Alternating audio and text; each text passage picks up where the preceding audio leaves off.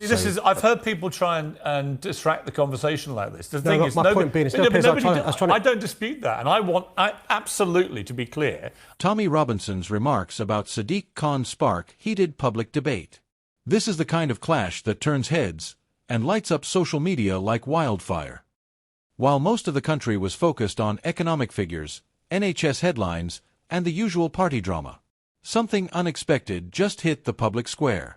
Tommy Robinson, political firebrand, controversial figure, and voice of Britain's discontented fringe, just took direct aim at Sadiq Khan, the mayor of London. And the moment he spoke out, the country responded. In a big way. What followed wasn't just outrage or applause, it was a nationwide debate over crime, culture, London's direction, and who really speaks for ordinary people. So what did Robinson say, and why are his words causing such a stir? The comments came during a live-streamed interview with an independent podcast, a space where Robinson, banned from most major platforms, still maintains a loyal following. He was asked bluntly, "What's your take on Sadiq Khan's London?" His reply, short, but loaded. "It doesn't feel like our capital anymore. People are afraid. And the leadership isn't listening." Robinson continued, accusing the Khan administration of prioritizing image over public safety and putting political correctness above common sense. It wasn't just criticism, it was a direct challenge to Khan's leadership style. And within hours, clips of the interview had gone viral.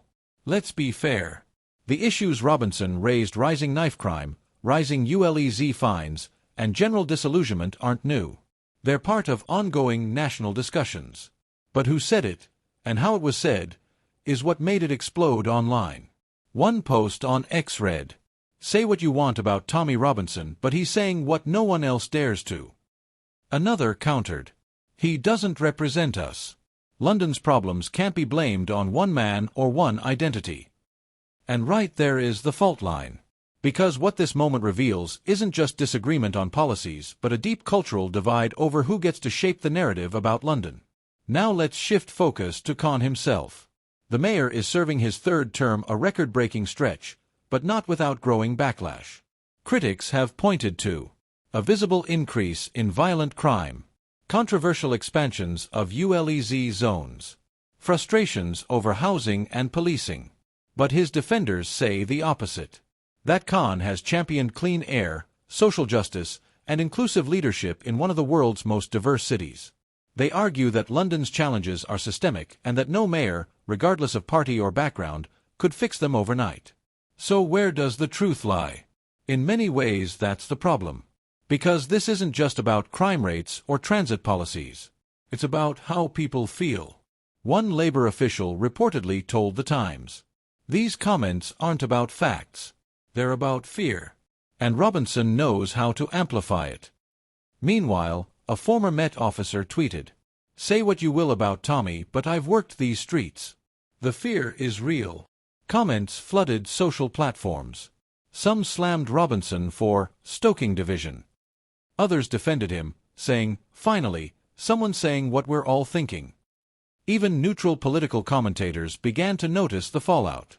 A Sky News analyst said, "Whether it's accurate or not, Robinson's remarks struck a nerve. This is now about identity, trust, and a sense of ownership over the capital." The public mood is shifting. Economic pressure is mounting. Crime stories are climbing headlines. Londoners and Brits more broadly are looking for someone to blame, or at least, someone to explain. And when mainstream leaders feel distant, voices like Robinson step into the vacuum, loud, clear, and unfiltered. It doesn't matter if you agree or not. It's the emotional impact that's moving people. That's what this whole clash comes down to. Sadiq Khan represents progressive, city-focused, globalist politics. Tommy Robinson represents a raw, populist frustration with what many feel is an ignored, working-class voice. They're not just political opposites, they're cultural symbols. And their names, in headlines like these, force the country to pick sides. But here's the twist.